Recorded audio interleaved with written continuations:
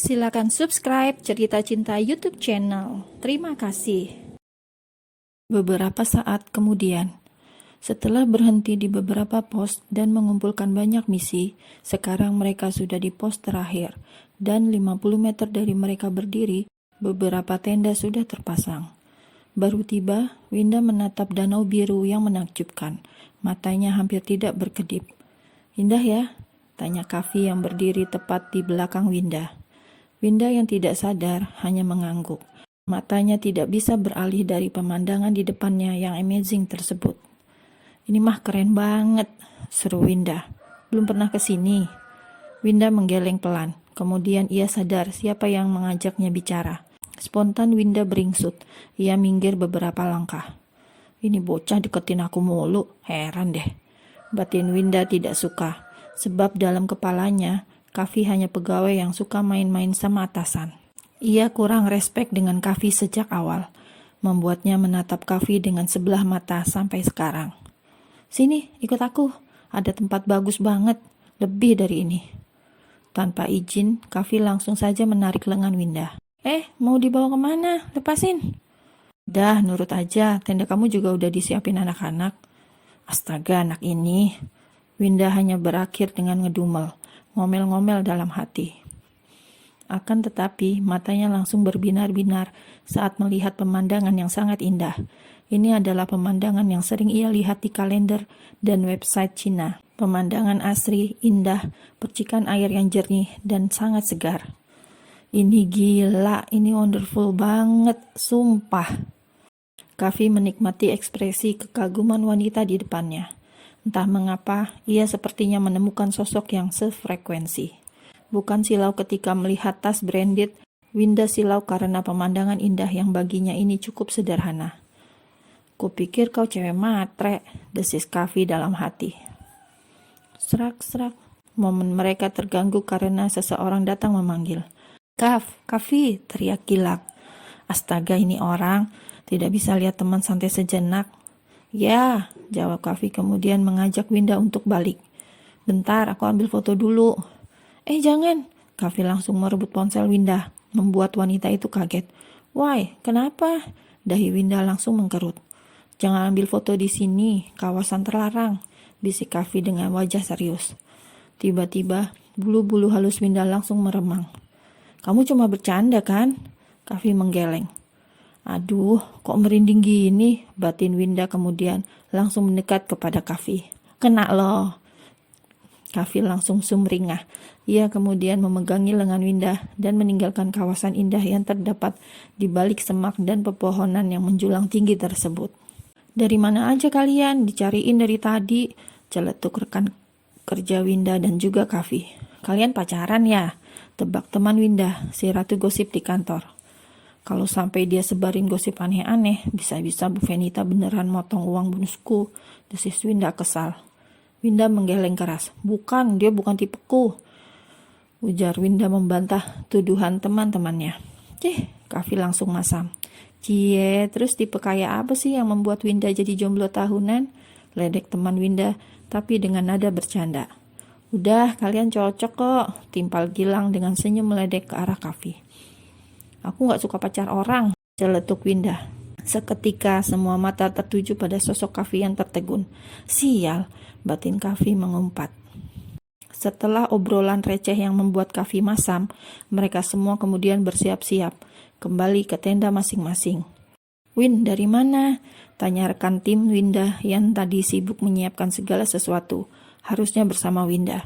Tapi Winda malah muncul bersama para cogan. "Tadi ada ular gede di bawah," ucap Winda kemudian memeriksa isi ranselnya. Ia tersenyum kecut. Barang-barang itu semua milik Venita. "Lo mau nyalon apa camping?" celetuk teman Winda yang lain saat melihat bawaan gadis tersebut. "Paling juga mau cari cowok," batin teman Winda yang terlihat iri. Karena sejak tadi Winda dikelilingi cowok-cowok ganteng. "Ini punya Bu Venita kok." "Oh iya, terus mana dia?" "Gak jadi naik, dia turun ke bawah, kembali ke villa." Semua temannya tersenyum tipis. "Lagian mana tahan princess perfeksionis kayak Bu Venita betah di sini." Semua terkekeh membicarakan bagaimana Bu Venita Padahal jika di depan bos Winda tersebut, semua akan bersikap sangat ramah. Ya, beberapa orang memang punya banyak wajah, pintar sekali menyembunyikan asli mereka hanya untuk agak terlihat baik. Sedangkan Winda, ia hanya tersenyum tipis, kemudian memutuskan untuk keluar tenda. Ia mau menikmati pemandangan di luar. Sudah pasti sangat indah. Ketika Winda dan teman-temannya asik mengikuti kegiatan camping yang diselenggarakan bersama Toursign Groups, Olivia justru sudah kembali ke ibu kota. Ia sekarang sudah di apartemen, hanya sendiri. Ya, karena sudah beberapa tahun ini ia memilih tinggal sendiri. Olivia sangat mandiri, usianya masih muda, tapi dia sudah bisa berdiri pada kakinya sendiri. Seolah tidak butuh orang lain, tapi ternyata ia salah. Karena sikapnya itu, ia kini merasa kesepian.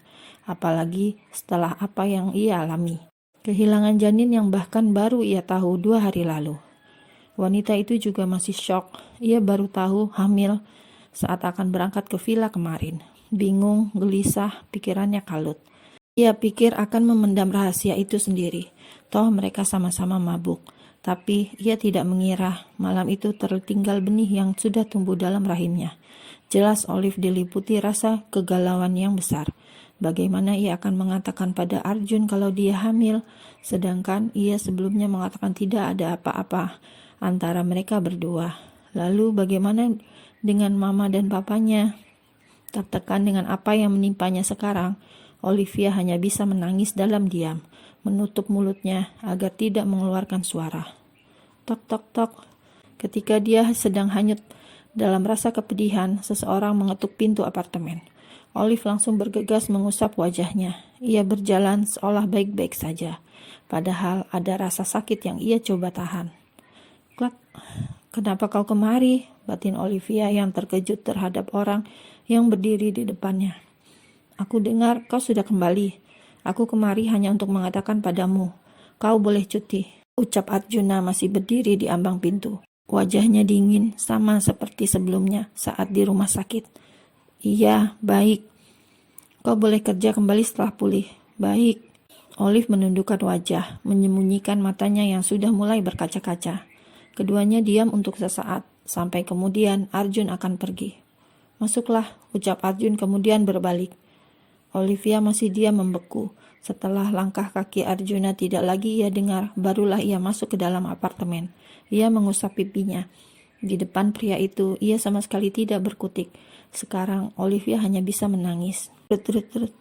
Olive menatap ponselnya di atas nakas, kemudian membuka pesan yang baru masuk. Gadis bodoh. Tangis Olivia semakin tidak terbendung, pecah dan membanjiri pipinya. Satu pesan dari Arjuna sudah membuat tanggul hatinya jebol. Aku memang bodoh, ucapnya lirih. Tok tok tok. Masih sambil menangis, Olivia kembali menuju pintu apartemen yang diketuk. Klek. Begitu pintu terbuka, wajah tampan itu seperti rembulan yang selama ini ia inginkan. Ya, aku memang bodoh seperti pungguk yang merindukan bulan. Perlahan, bayangan wajah tampan itu hilang bersama detik yang terus berjalan. Hanya menyisakan bulir bening yang jatuh menetes, membasahi pipi Olivia. Semua hanya hayalan Olivia, berharap Arjun datang dan menghibur hatinya yang terluka. Saat pintu terbuka lebar, semua kosong. Tidak ada bayangan apapun. Ia genggam benda pipih di tangannya, kemudian menatap pesan singkat dari Arjuna sekali lagi. Mari bekerja secara profesional. Aku berikan cuti 2 minggu.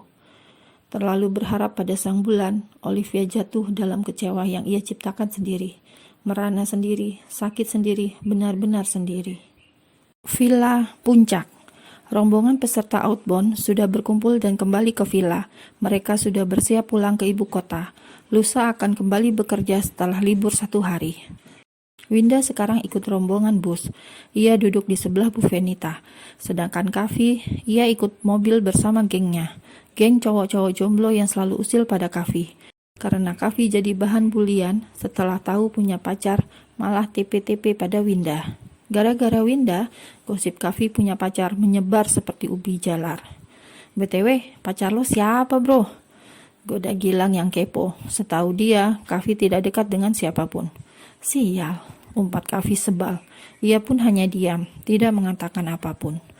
Sedangkan di dalam bus, Venita senyum-senyum saat mendengar karyawan kasak-kusuk.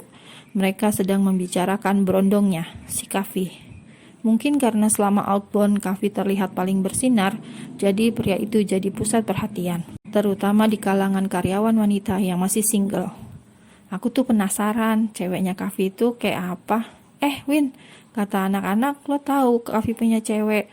Kayak apa ceweknya, Win? Jelek. Winda yang sedang duduk di samping Venita langsung mati kutu. Aura tidak enak membuat Winda gelisah seketika. Bisa hilang nih bonus tahunan, batun Winda jika ia salah ucap.